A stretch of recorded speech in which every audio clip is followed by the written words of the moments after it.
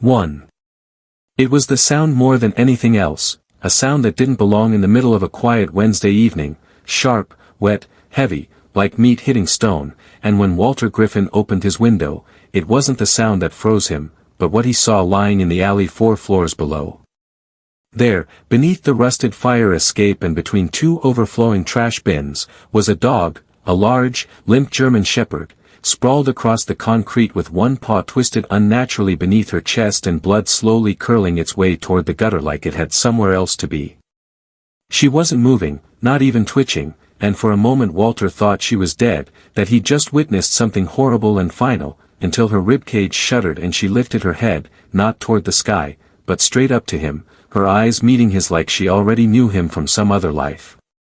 Walter stood there motionless, the window frame pressing cold against his knuckles, wondering why a dog would fall from a rooftop, or who might have thrown her, or whether she'd jumped in the kind of blind panic that only comes when cruelty makes the walls close in too tight. It was too far to hear anything but the city itself, the distant wail of an ambulance, the pulse of a stereo from someone's open car, the mechanical cough of the 3rd Avenue bus, but in the stillness of that alley, Walter saw something else, movement in the shadows, not far from the dog, quick and slinking, like someone trying not to be seen.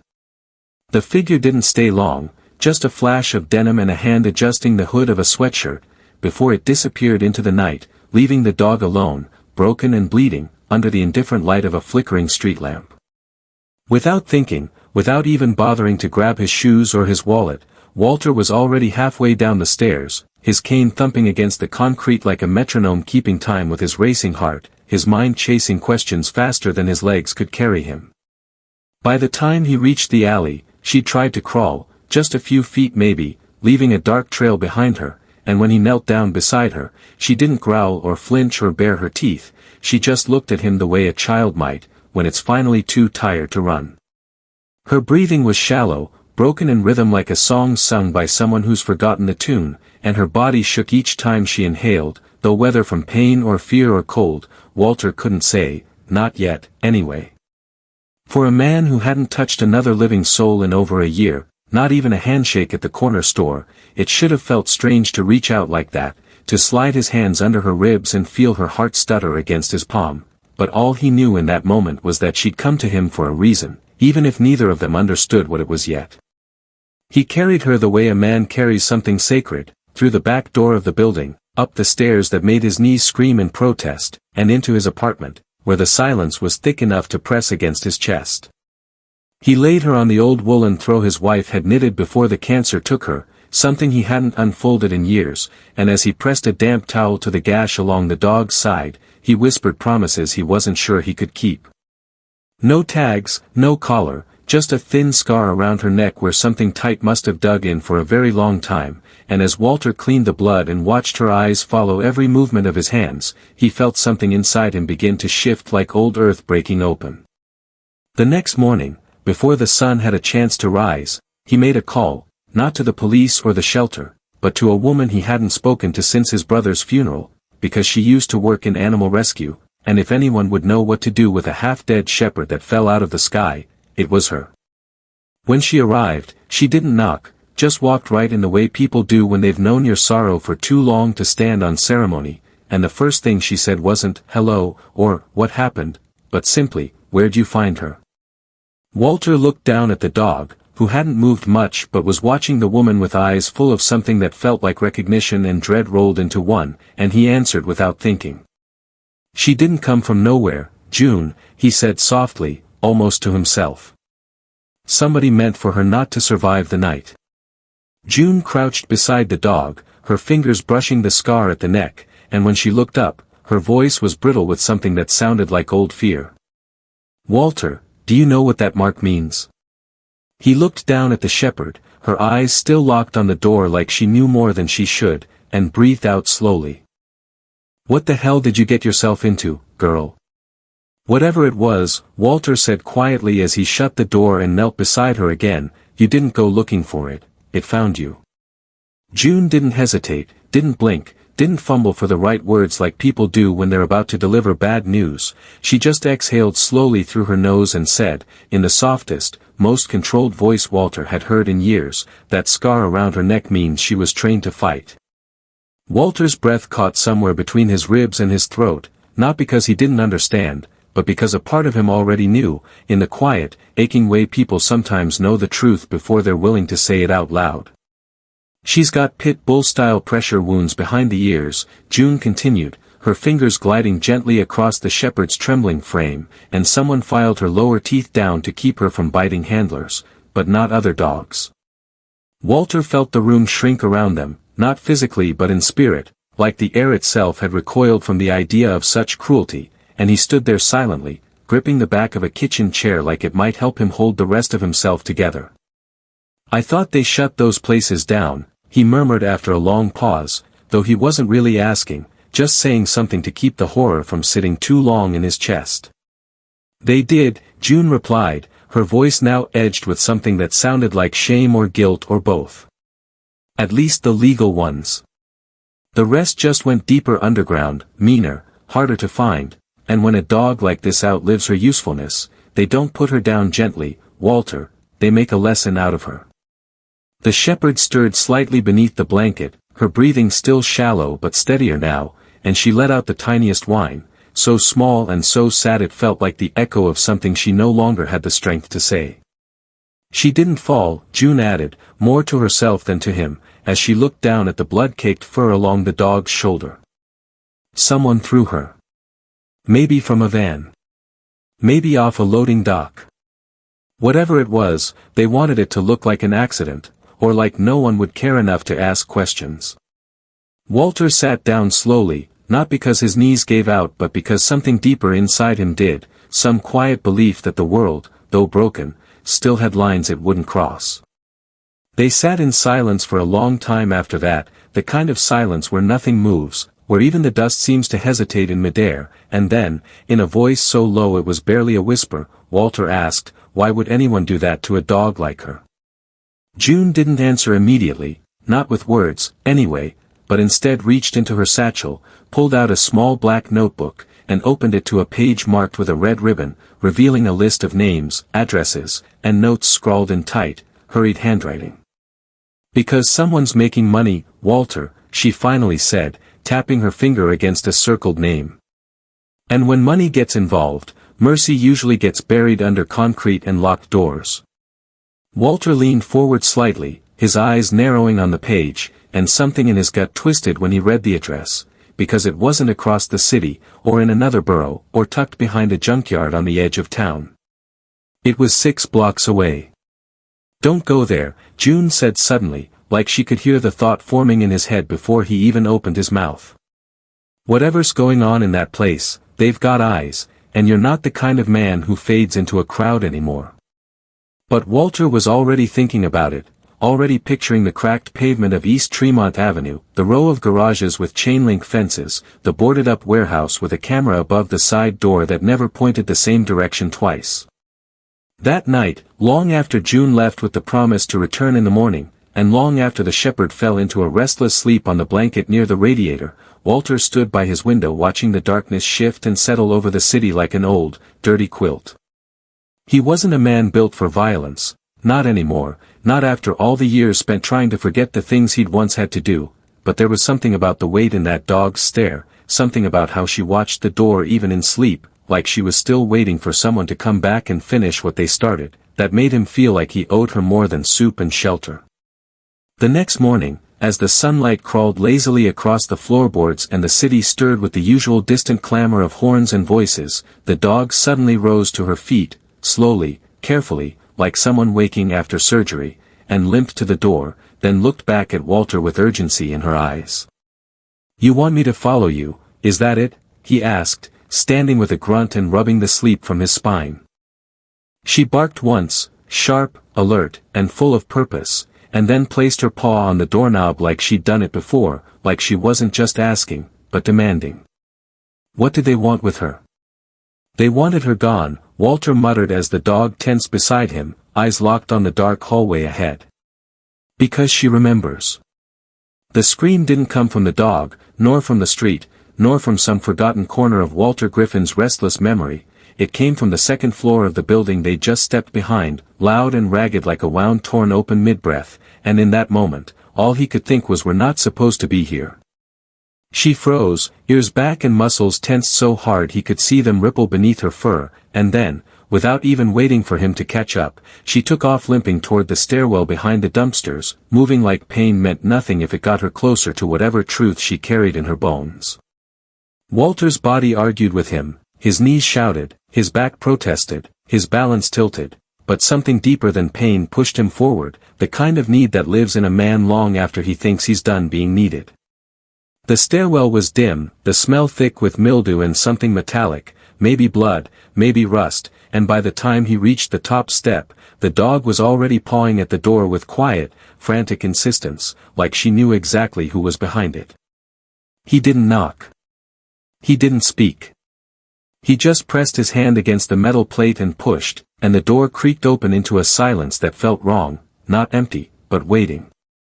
Inside, the room looked like a forgotten office, with filing cabinets rusted shut and broken blinds swaying gently as if someone had just slipped past them, and in the far corner, half hidden beneath a collapsed shelf, was a boy, no older than 10, crouched with his arms wrapped tightly around a trembling pit bull puppy too young to stand on its own. The boy didn't scream again, he just stared, wide-eyed and hollow-cheeked, like he'd been screaming silently for days, maybe weeks, and now didn't have anything left to give. The shepherd moved slowly toward him, every limp a whisper of old pain, but her posture was low, gentle, maternal even, and when she reached the boy, she didn't sniff or bark or crowd, she just sat beside him like she'd been sent to keep him alive until help could arrive. Walter couldn't move, couldn't breathe, not until the boy finally looked up and said, in a voice so quiet it barely crossed the room, "They locked us in when they left, they said if she didn't fight, they'd kill her slow." His throat closed, not from fear, but from fury, an old, buried kind that had once carried a badge and a sidearm before grief took both away, and in that moment, Walter Griffin remembered exactly who he used to be. He reached for his phone, his fingers trembling not with age but with the weight of knowing too much too quickly, and he dialed June's number with the steadiness of a man stepping back into something he thought he'd buried. By the time she answered, he was already gathering the boy in his arms, cradling the puppy in his jacket, and motioning for the shepherd to follow him back down the stairs the way they came, quiet and fast. "Don't go home," June said, not waiting for him to speak, her voice urgent and low. "I just got a call, someone's asking around about a man with a limp and a big shepherd, says he's got something that doesn't belong to him." Walter looked over his shoulder at the door they just exited, then down at the boy clinging to his coat with fingers so thin they looked like twigs in winter, and he knew they couldn't go back, not yet, not until they understood what this dog had really pulled him into. They ducked into a laundromat across the avenue, empty except for an old woman dozing in a plastic chair beside a humming dryer, and Walter tucked the boy behind a row of washers while the dog lay at his feet like a silent guardian. What did they want with her, he asked, not even sure if he meant the puppy, the shepherd, or the boy. And it was the boy, not June, not the dog, who answered, his voice shaking but his eyes dry now, like the fear had burned away everything else. "They said she knew too much," he whispered, staring straight ahead. "They said if she made it out, she'd lead someone back to the tapes." Walter stared at him, then at the dog, then back again, heart pounding. But how would a dog know where they were? "Because she watched him hide them," the boy said, his voice barely above a whisper. "And she never left his side until they took him." The explosion shook the laundromat so hard that ceiling tiles crashed down like dominoes and the row of dryers rattled against the walls, one after another slamming shut as if the building itself had clenched its fists against the shock. Walter shielded the boy's head with his arms as heat surged through the cracked glass windows, and in the space between one breath and the next, he understood with absolute clarity that someone had just tried to erase whatever they'd left behind in that building.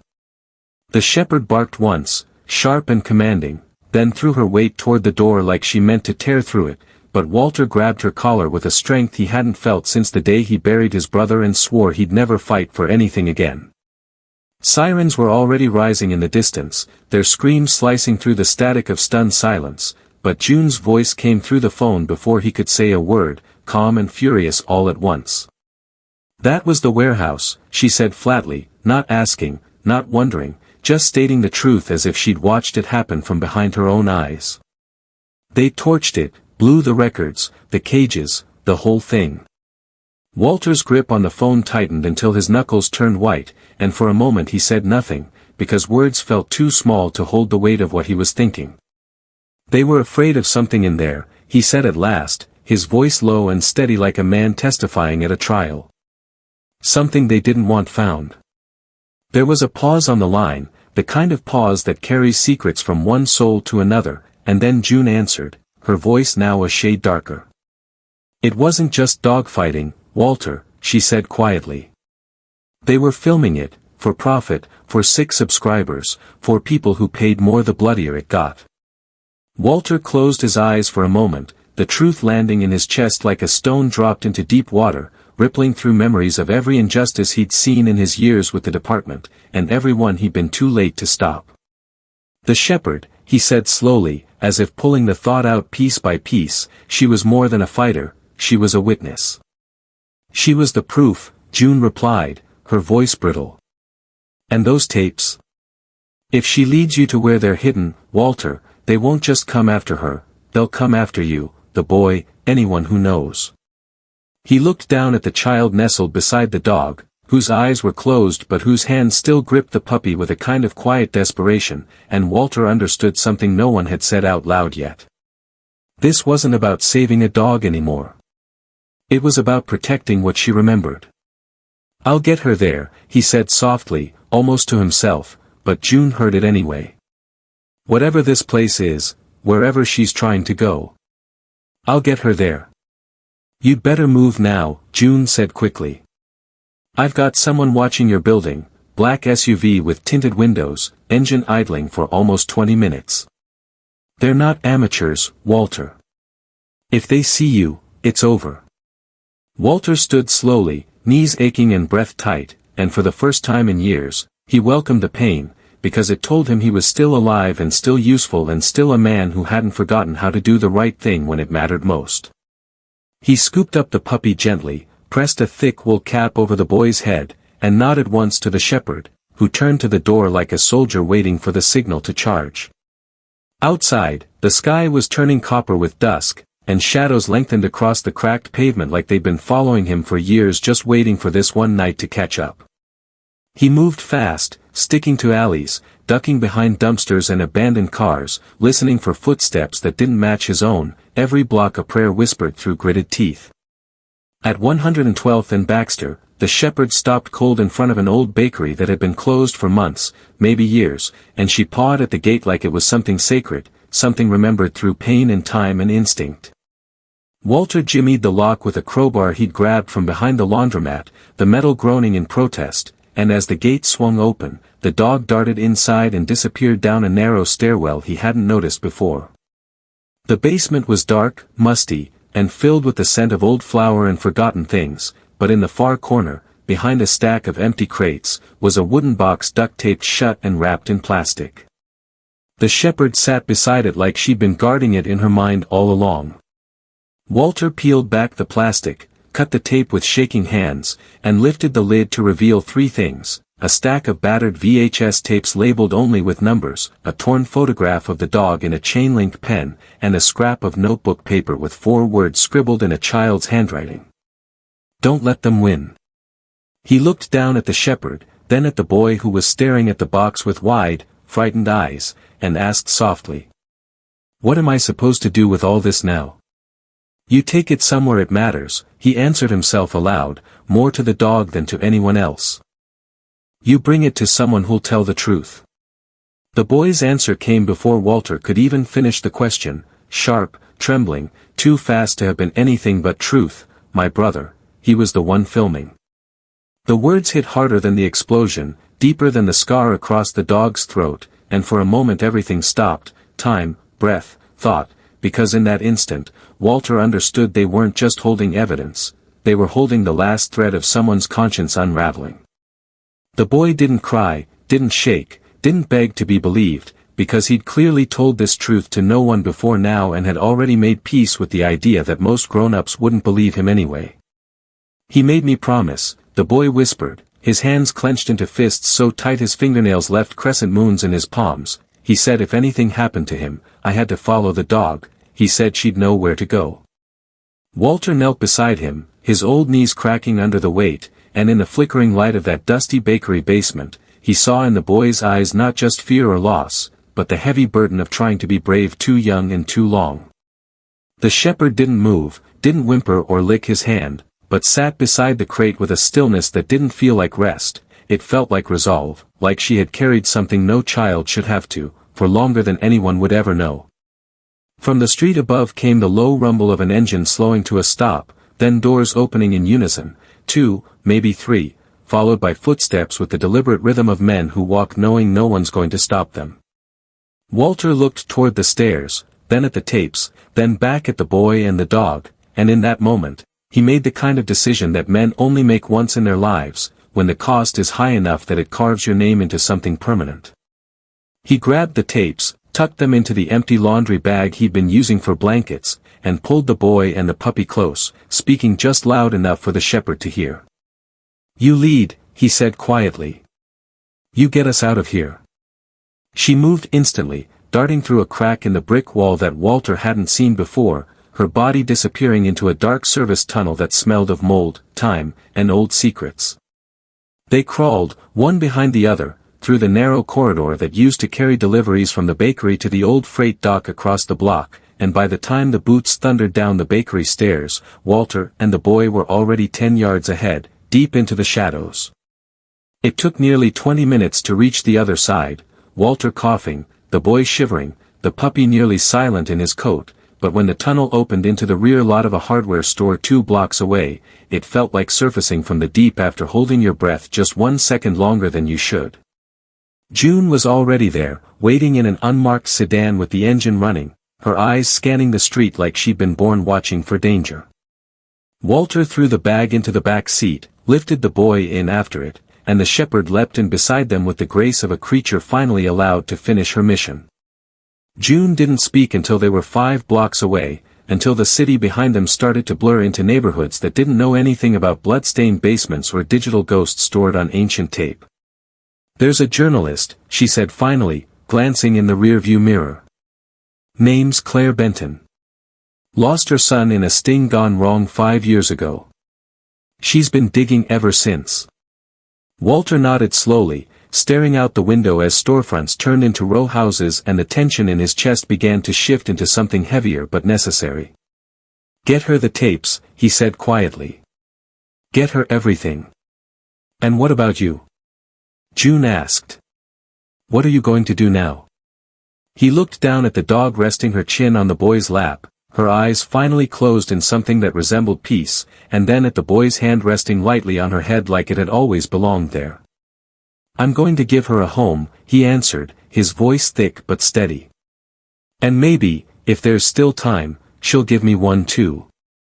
June turned down a quiet street lined with trees, and as the sun broke through a cluster of clouds, something soft and golden filled the car, and Walter leaned back in his seat, letting silence say the rest. He didn't know what the tapes would bring, indictments, headlines, or maybe just more silence, but he knew, without question, that the dog had done exactly what she was meant to do. She'd carried not just the memory of pain, but the map to justice, through alleys and fire and shadows, until someone finally listened. And now, at last, she could rest. Write in the comments where you're from, let's see how far these stories can spread. And of course, subscribe so you don't miss new exciting stories. See you soon.